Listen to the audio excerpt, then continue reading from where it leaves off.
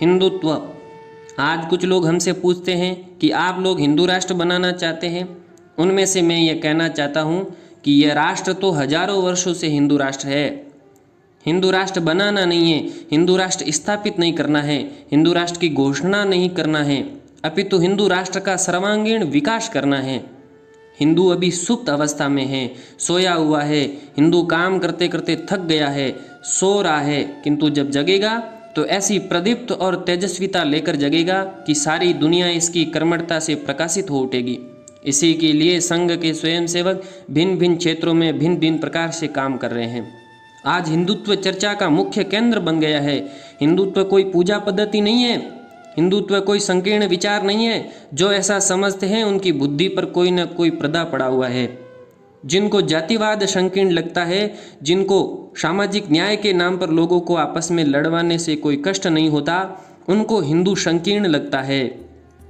जब राजपूतों का सम्मेलन हो सकता है, कुर्मियों के सम्मेलन हो सकते हैं, उनमें यह सब लोग व राजनीतिक नेता जा सकते हैं, तब कुछ गलत नहीं होता। लेकिन हिंदुत्व की छत्र छाया में ये सब बढ़ रहे हैं। उनके नाम पर अगर हिंदू सम्मेलन हुआ तो उसे ये लोग संकीर्ण कहते हैं। है ना यह विचित्र स्थिति? तो आज हिंदुत्व की बात जरा हौसला व हिम्मत से रखने की आवश्यकता है। 1940 के लगभग जब द्वितीय महायुद्ध की शुरुआत हुई, तब उस समय लीग ऑफ नेशन संस्था द्वारा दिए गए राष्ट्र की परिभाषा पर काफ़ी चर्चा चल रही थी। द्वितीय महासभा के समय राष्ट्र एक महत्वपूर्ण चर्चा का विषय बन गया था। जर्मनी ने अन्य राष्ट्रों की सीमाओं को न मानते हुए अपने राष्ट्र के विस्तार के लिए यूरोप के कुछ और हिस्सों पर कब्जा करके एक चुनौती ही दे दी थी। इस पृष्ठभूमि में उस समय बाबा राव सावरकर, वीर सावरकर के बड़े भाई ने राष्ट्र शब्द की केवल मीमांसा ही नहीं, वरन भारत कैसे प्राचीन काल से एक राष्ट्र है और वह हिंदू राष्ट्र है, यह असंदिग्ध शब्दों में राष्ट्र मीमांसा नामक मराठी पुस्तक में प्रतिपादित किया गया। इस पुस्तक की महत्ता इस प्रकार से और बढ़ गई क्योंकि द्वितीय सरसंघ चालक बनने के पूर्व इसी पुस्तक का अनुवादन परम पूजनीय श्री गुरुजी ने किया। हजारों साल से जो राष्ट्र रहा है, जिसकी मात्र स्मृति कम हो गई, उसे किस चतुराई से अंग्रेजों ने कहा कि यह राष्ट्र है ही नहीं। अंग्रेजों ने ही इसे पहली बार एक छत्र राजनीतिक शासन में लाया। अपने ही नेताओं और मेघालय पुत्रों पर इस बात का बड़ा प्रभाव पड़ा तथा राष्ट्र की स्पष्ट कल्पना उन्हें न होने के कारण तथा मानसिक रूप से गुलाम बने लोग हम राष्ट्र बनने की प्रक्रिया में हैं शब्द का प्रयोग करने लगे। हिंदुओं को एक सांप्रदायिक मानने की भूल करने वाले लोग हिंदुत्व के लिए काम करने वाले तथा भारत की संस्कृति का अभिमान रखने वालों को संकुचित, संकीर्ण व सांप्रदायिक कहने लगे। हिंदुत्व की अवधारणा को कुछ लोगों ने गलत समझा कि यह किसी विशेष मत के विरोध में है। हिंदुत्व इस देश व संस्कृति की परंपरागत राष्ट्रीय पहचान है।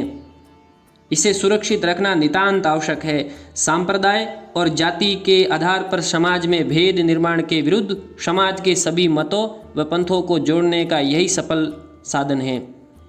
अन्य समाजों के प्रति घृणा रखने का हिंदुत्व में कोई स्थान नहीं है। इसका प्रतिपादन महात्मा गांधी, अरविंद और रामकृष्ण परमहंस जैसे अपने जीवन काल में किया। दुर्भाग्य से जो यह नहीं जानते वे कहते हैं कि हिंदुत्व सब धर्मों के खिलाफ है।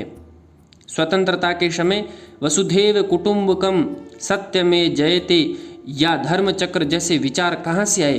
क्या भावना थी उनके मन में उस समय?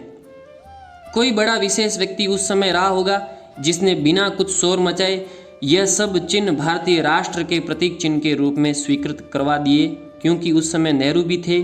उन्हें यदि कोई बता देता कि यह प्रतीक हिंदुत्ववादी है, समाजवाद के विरोध में है, तो वे तुरंत इसके खिलाफ खड़े हो जाते।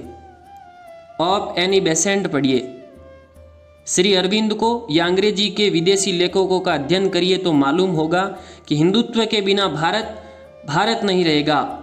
वसुधैव कुटुंबकम या सर्वभवन्तु सुखिना कौन कह सकता है? अन्य राष्ट्र के लिए उदारता से सोचने की बात बाकी किसी के मन में नहीं आ सकती। हिंदुत्व का विचार संकीर्ण नहीं है, नहीं यह कोई पूजा पद्धति है। हिंदुस्तान के अंदर सैकड़ों पूजा पद्धतियाँ है और सबको मान्यता है। हिंदुत्व तो भारत की विशालता का, उदारता का, मानवता के श्रेष्ठ गुणों का निचोड़ है। आज देश के चित्र में हिंदुत्व ही राष्ट्रीय जागरण का केंद्र बिंदु बनकर उभर रहा है। यह वैचारिक ध्रुवीकरण का स्थायी आधार होगा। इस दिशा में इस समय का घटना चक्र तेजी से आगे बढ़ रहा है। हिंदुत्व की अवधारणा व्यापक व सर्वसमावेशक है। पिछले कुछ वर्षों से अनेक विद्वान इसकी सरल व व्यापक व्याख्यान प्रस्तुत करने में लगे हैं, जो समय परिवर्तन के साथ और अधिक स्पष्ट हो रही है। विभिन्न संस्थाएं जैसे दीनदयाल शोध संस्थान, महालक्ष्मी प्रबोधिनी केंद्र, नीति निर्धारक अध्ययन केंद्र, भारतीय विचार केंद्र आदि आधुनिक संदर्भों में इसकी व्याख्यान प्रस्तुत कर रहे हैं। अभी कुछ कठिनाइयां हैं कि जो इस कार्य को बहुकोणीय संदर्भों से समाज के सामने ला जा रहे हैं। आज आर्थिक चिंतन, राजनीतिक शास्त्र, समाज प्रबंधन, समाज शास्त्र आदि में हिंदू चिंतन की विशेषता केवल भारत में ही नहीं तो विश्व भर में चर्चित व स्वीकार्य हो रही है। चीन के विशेषज्ञ भारतीय मजदूर संघ की प्रगति का अध्ययन कर रहे हैं। अंतर्राष्ट्रीय लेबर संगठन ने मजदूरों के संबंध में हिंदू विचार को मान्यता दी है। आगामी कुछ वर्षों में हिंदू चिंतन शैली प्रमुख स्थान ग्रहण कर सकेगी। भारत माता की जय।